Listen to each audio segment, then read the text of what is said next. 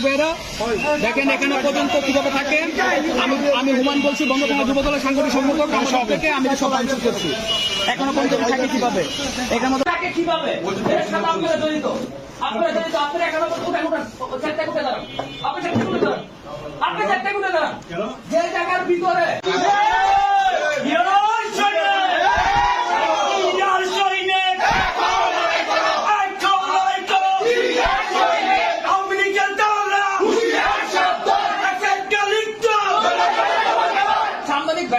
আপনাদের সাথে আমি একটা কথা বলবো।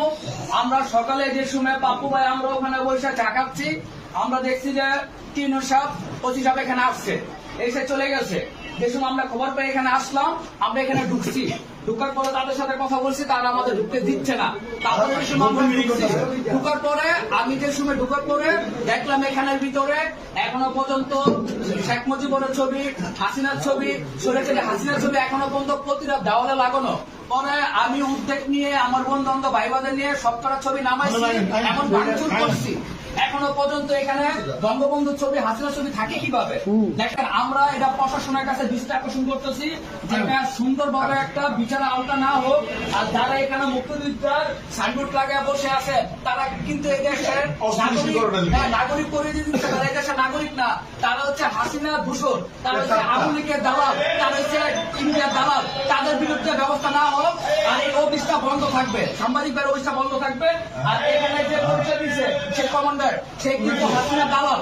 আমি এখানে সে সব ছবি পাইছি, তো আপনারা আমার সাথে আসেন, আমরা কি পাইছি আপনারা আসেন, সাংবাদিক এই কি করে গেল সব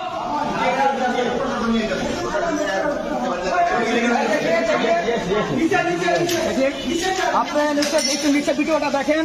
সাংবাদিক ভাইয়েরা দেখেন এখানে পর্যন্ত কিভাবে থাকে।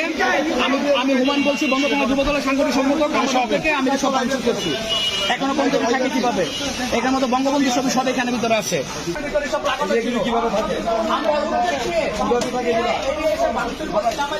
দেখেন এখনো পর্যন্ত এখনো কিভাবে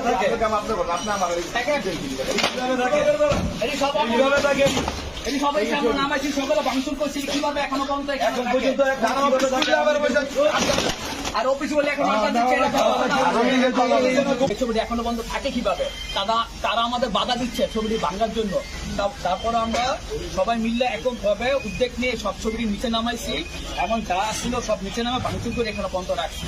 আর আমরা ভিতরে যারা বসে আছে তারা হচ্ছে আওয়ামী লীগের দালাল, হাসিনার দালাল, তারা এখনো পর্যন্ত